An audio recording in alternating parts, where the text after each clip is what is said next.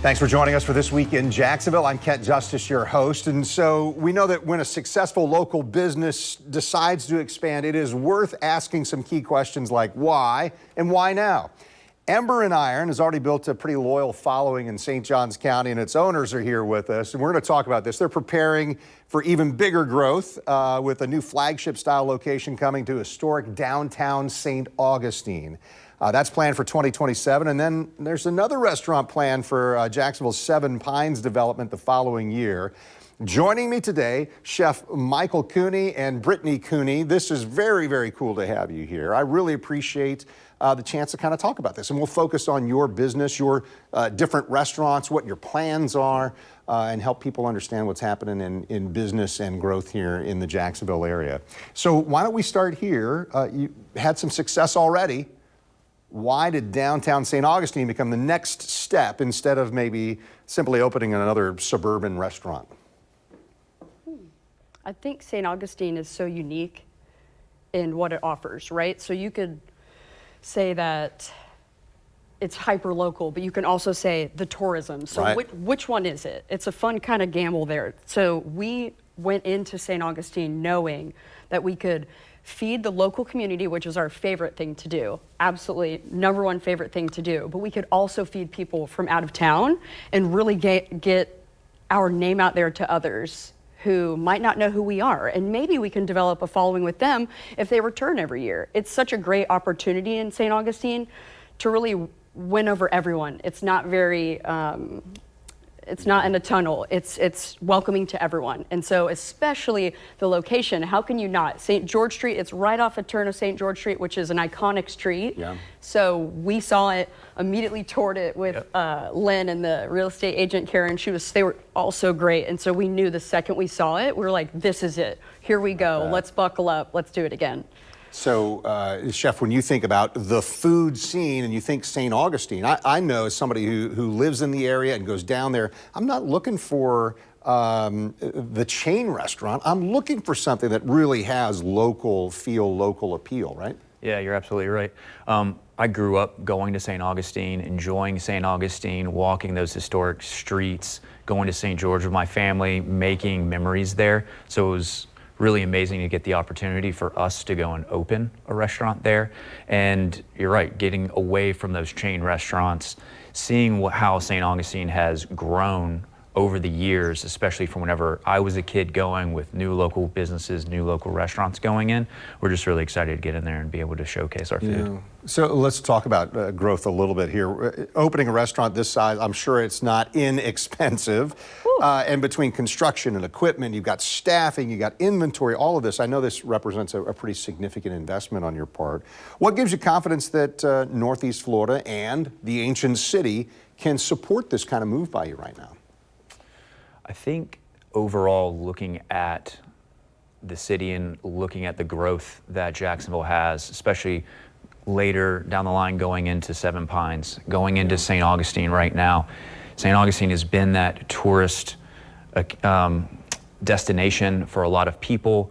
I know, again, spending so much time in there growing up, you just see it grow, and you've seen so many people make this area their home, and we've watched that from our location in St. John's right now.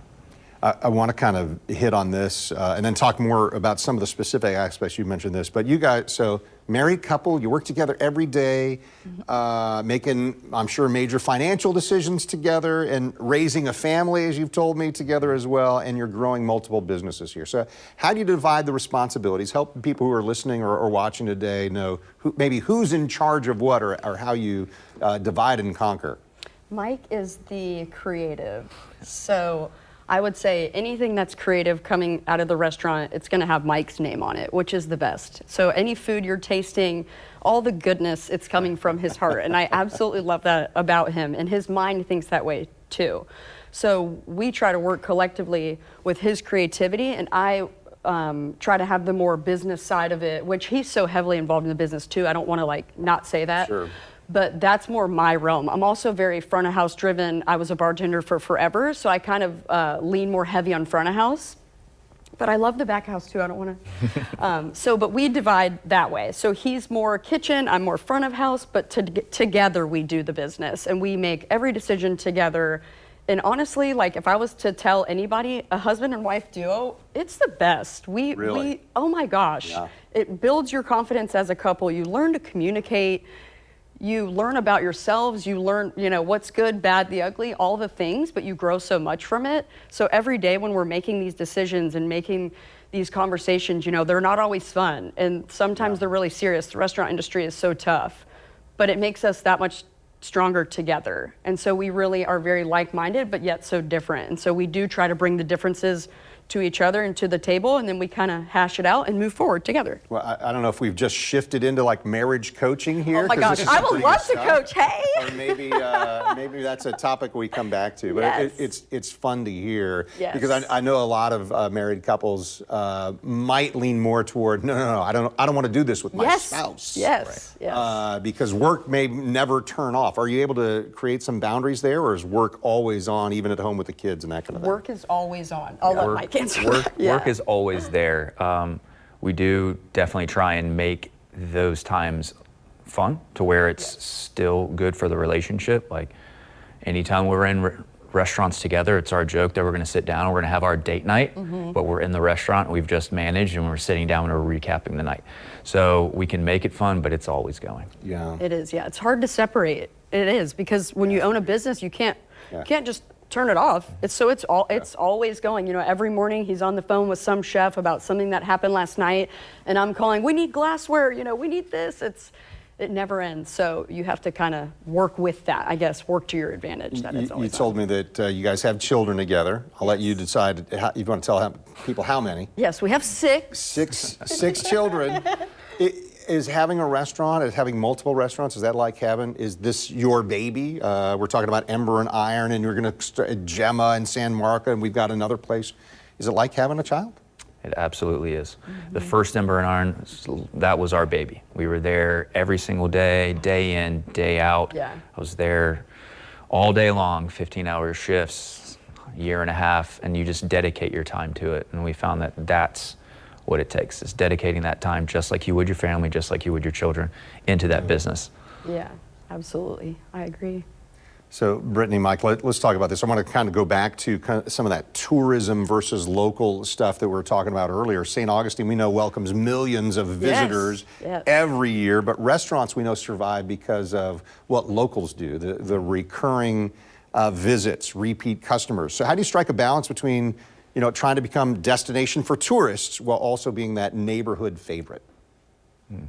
I think a lot of the food and the hospitality has to tie into that. So if I'm someone who knows every Wednesday I'm going to go out to eat, where am I going? I want to go somewhere that I feel at home. When I walk in, they know my name. I want to go somewhere that I know maybe the menu by heart, but maybe they have something new today. So we try to offer everything for locals that provides that. So hospitality, great specials. I think that sounds silly, like that's the first thing I say, but you go somewhere every week, and you know the menu, you've tried everything. Those specials mean a lot to our customers, especially at Ember. We have some of the best specials, and people come in and they rave about them because they already love our main menu, and now they get to try all these new things. The chefs get to be really creative. So we get to do specialized ingredients, all these new things with hospitality where everybody knows your name, everybody loves you. So we try to really hone in on those two things and keep it fun, keep it inviting. Why do they want to come back? They want to come back to see us, and they want our food. Well, I think this next question leans into this, but how do you protect your brand while you're growing? And I think about that because a lot of restaurants may have experienced growing too quickly and maybe losing what made them successful in the first place. As you're growing from Ember and Iron to 3 locations, you've got Gemma, which you can explain, I hope you would explain maybe, how is it different or alike? How do you make sure that the experience stays consistent? I think that all comes down to the training and the time that we put into our team. It goes into the time of choosing our team very wisely and taking our time to do that, and then the amount of effort that we put into training them and building the culture and having people who are going to buy into that. Whereas, yes, Gemma is a different restaurant. It's a different concept than Ember and Iron, so different food menu.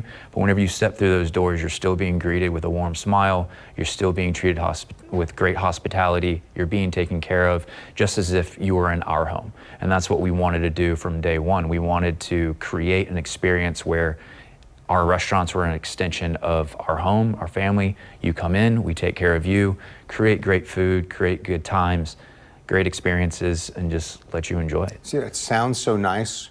Why doesn't every restaurant do it? Because we've all experienced it. Not every restaurant offers that kind of warmth and hospitality, even though maybe they should. Why doesn't everybody do it that way? I think you have to be, as the business owners, you have to be present, and you have to be the best role model for that. And I think a lot of it is culture. I think Mike and I have no problem being at our restaurants and dividing up and conquering, but giving our staff the time that they need and the attention they need to then, you know, dive into them, and then they will dive into the staff and to the guests. So for every other restaurant that might not have that, are the owners present? Are they there? Are they giving their general managers and their chefs the time that they need? Are they listening? Are they hearing them out? We do. We listen. We want to talk to them. I want to hear from you. I want to hear your voice. I want to hear what's going on in your personal life and in work life. So I think you have to model the correct behavior and what's really going on, so then all of that trickles down appropriately. I think that helps. And so, talking certainly about staffing here, as I've done my research on this, it sounds like you're planning to create roughly 70 jobs at this new location that you'll have here. What are you seeing right now in terms of the labor market?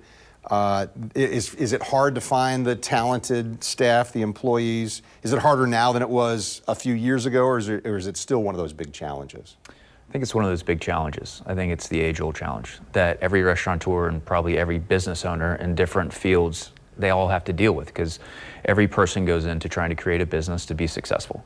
So they have to find those people, and they have to be able to attract all of that talent. And I think one thing that we've been pretty successful at, and we've taken our time to do, is to attract that talent and to take our time to find that talent. Where we can, trust me, I've gone many a night where we were short-staffed trying to find the correct people instead of hiring extra people who were not the right people. And I think that's a lesson that I've learned through this. That's balancing the risk, right? Because there's risk if you just bring somebody in off the street and they don't fit or don't represent your brand the way you want it, right? Right. Labor's tough. Staffing is tough. That will continuously be one of the biggest challenges. I think finding people who believe in what you believe in takes a lot of time. It takes a lot of effort to really find that team. But Mike and I are very patient in that we're trying to make sure that everything is set in the right place before we grow anymore. So that's a challenge, but something we face head on. So when did you launch your first restaurant? When did that first one open? When did it first open, or whenever we first think about it? No, when did you first open it up, I guess, yeah. Ember and Iron opened up in 2021. Post-COVID. So that was a unique experience. We found out very quickly how fast, how rough, how tough, how all the things happen when you open a restaurant. But the best part, and we talk about this all the time when we did open the restaurant, that we learned was how important the community really is. It was day 3, I will never forget. We opened post-COVID, we all had to wear masks. And one of our employees sadly dropped his mask. Someone took a picture of it, posted it on Facebook, and blasted us. And within 30 seconds, you know, I'm getting pings on my phone. What's going on? What's going on? What's going on? And I'm like, oh my gosh, this is day 3 of owning our own business. Like, what is this? And I was so upset. I didn't know what to do because this person is just saying all these mean things. And then I look below, and it's hundreds of positive comments from our community. I can't remember if it was a St. John's page or what kind of page, but it was so amazing to see the community come behind us and hug us and like give us this warm hug. It was so amazing. And from that day on, Mike and I knew that the community was just as important as like the food and the product we were putting out. So but yeah, it was 2021. It was an interesting time to open a restaurant. Part of the reason I asked this because it seems like your experience, so you've lived through inflation, supply chain disruptions, rising food costs, we've got changing customer expectations here. What do you think fundamentally has changed about operating a restaurant multiple restaurants in this case in the last 5 years compared to what you had experienced maybe 10 years ago when you didn't own them, but you're still involved? I think now you have so many different revenues with DoorDash, with Uber Eats. You have labor right now that's rising, the extra food cost that is kind of sitting on our back. I don't know if much has changed in our view of how we view that we're running the restaurant. It's frugality and disciplined. Right. Frugality is always going to be a thing. So I don't really necessarily think that has shifted at all, because the ones who were probably successful 10 years ago are probably still successful now because they've pivoted, they've continued to be frugal and disciplined with their choices.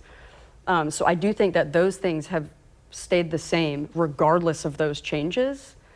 But maybe you can add to that. Yeah, I would say it seems to be just a different landscape almost, to where, again, going back to the DoorDash and the Uber Eats and all of that, there's different ways of being able to get your product out there. But the principles all still be the same from what I've seen growing up in the industry, working throughout my career with my mentors, I was lucky enough to work under people who survived the '08 crash and what they had to do. So they had those lessons whenever COVID started coming around or whenever times would be tough. You knew it would be hard, right? Yeah. You went into this with your experience, you knew it would be hard. Harder than, as hard as you expected, or not as hard as you expected to do what you've done in these last 5+ years? For me, I think it was as hard as what it was described to me to be expected. It's a challenge every single day. Mm-hmm. It's a rewarding challenge that you get to work through, and you get to see in every smile at the table with a successful meal and experience, you see the payoff of that. But it's challenging. Yeah. It's definitely challenging. Yeah, I believe it. So we're talking about coming into St. Augustine. So I think this is where maybe historic preservation meets modern business, and this is probably something you guys are already talking about. You're moving into one of the most historic areas of America. How important was it for you to kind of respect the history of the property that you're moving into while still creating a restaurant that's going to feel fresh and contemporary somehow? Go ahead. Oh, I was going to say the building itself has great history. It actually collapsed, and our landlord built it back up. So we are very fortunate that our building looks and is preserved like the old historic district, but it's brand new. So with that being said, we want to make sure that we pay homage to all the history. So we're trying to make sure in the design elements that we bring some in. We have a lot of coquina and a lot of the old school elements that St. Augustine has. Some of the shorter roofs, the pergola with the rounded edges and things like that. We're learning about the history.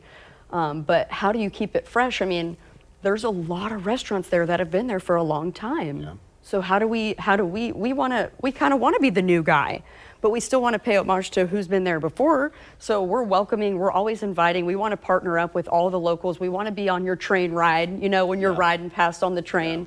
So we want to do both. We want the history and we want to be new. Was there any point in planning this where preserving history created a challenge or made it significantly more difficult to do what you're trying to do with Ember and Iron there?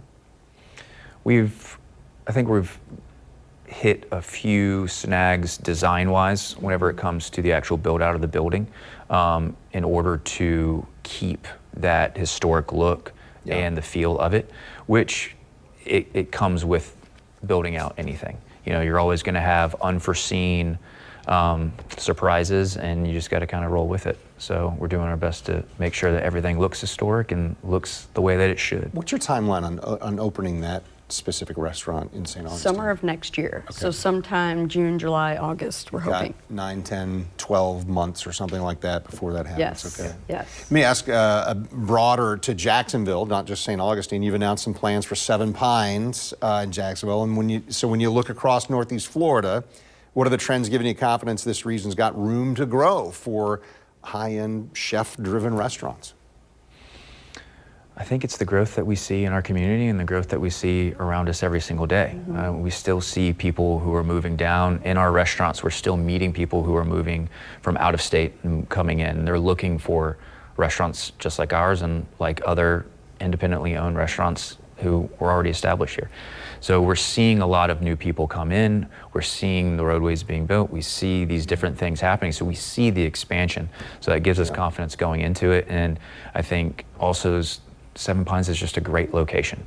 You know, seeing what they've planned between the community and the green space and the different businesses that are going to be going in there, and it's just a great mix between restaurants and retail. Yeah. And specifically when you're driving by there, I mean, you see the construction happening, and you're Yes. like, and that See can it everywhere. generate the excitement, right? Yeah. So, Brittany, I'm going to ask you to go first. Michael, please chime in too. Looking ahead, we'll finish up here. 5 years from now, if you're looking ahead, 5 years from now, what do you hope that people are saying about Ember and Iron, and not just the food, but the company that you've worked so hard to build? I had such a great upbringing with a good example of my father and uncle starting Firehouse Subs. And so something I strive for and we strive for collectively over the years is to have the same reputation that my family had with Firehouse. And that was treating their employees like gold and putting out a great quality product. And that is so embedded into Mike and I, and to truly treating people the right way and just never taking a shortcut, always doing the right thing. So I think in 5 years, I see us doing those same exact things. I don't know if we'll have another 3 or 4 restaurants, more kids, just kidding, or, you know, I don't know. Maybe I see at least another restaurant coming.